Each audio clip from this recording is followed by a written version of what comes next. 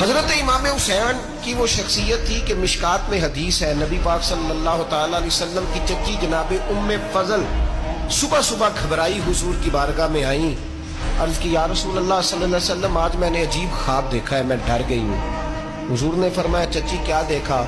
عرض کی حضور میں نے دیکھا ہے کہ آپ کے وجود کا گوشت کا ایک ٹکڑا کٹ کے میری جھولی میں آ گیا ہے۔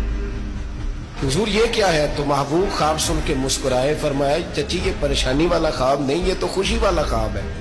اللہ فاطمہ کو بیٹا عطا کرے گا اور وہ تیری گود میں کھیلا کرے گا، چونکہ وہ میرے وجود کا ٹکڑا ہوگا لہذا خواب تجھے یہ آئی ہے۔ تو امام حسین پیدا ہوئے، امام حسن کی عمر ابھی 11 مہینے کی، تو نبی پاک نے امام حسین کو جناب ام فضل اپنی چچی کی گود میں دے دیا کہ فاطمہ کے لیے دونوں بچے سنبھالنا مشکل ہوگا۔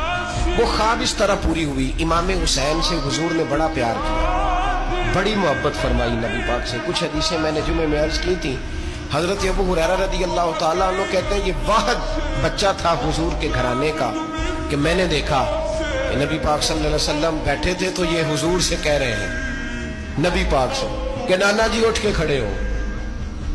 کہتے ہیں حضور کھڑے ہو گئے تو کہنے لگے میں نے آپ کے برابر جانا ہے۔ بچے جو مرضی ضد کر لیتے ہیں نا، قد چھوٹا تھا، عمر 7.5 سال تھی، کہنے لگے نانا میں نے برابر جانا ہے۔ تو نبی پاک صلی اللہ علیہ وسلم نے ہاتھ پکڑ لیے، فرمایا چل پھر ہو جا برابر۔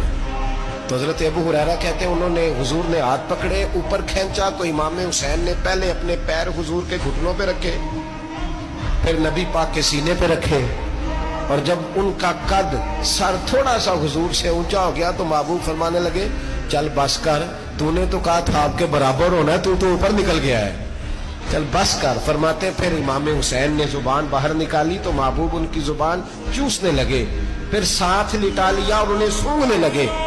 تو میں نے عرض کی حضور آپ حسین کو سونگھتے کیوں ہیں؟ تو فرمایا ابو ہریرہ مجھے حسین کے وجود سے جنت کی خوشبو آتی ہے، مجھے حسین کے وجود سے جنت کی۔ ایک دن حضور گزر رہے تھے، اصل اس طرح تھا کہ یہ نبی پاک کا حجرہ تھا، جن لوگوں کو اللہ نے مدینے کی زیارت کرائی ہے وہ جان سکتے ہیں نبی پاک کا حجرہ تھا۔ تو حضور کے حجرے کی اس جانب یعنی مسجد کی جو بالکل سیدھ ہے اس کی بیک میں سیدہ فاطمہ رہتی، تو حضور اکثر نہ نماز کے لیے جب نکلتے تو حضرت فاطمہ کے حجرے کے پاس سے ہو کر دوبارہ محراب میں جاتے۔ محبوب حجرے کے پاس سے گزرے تو امام حسین رو رہے تھے، تو حضرت فاطمہ نے کسی بات میں جھڑک دیا تو امام حسین رونے لگے۔ تو نبی پاک نماز کے لیے گئے تو واپس لوٹ آئے اور واپس تشریف لا کے کہا فاطمہ حسین کو کیا ہوا؟ عرض کی یا رسول اللہ تنگ کر رہے تھے میں نے ڈانٹ دیا ہے۔ کیا خوبصورت جملے ہیں حدیث پاک میں۔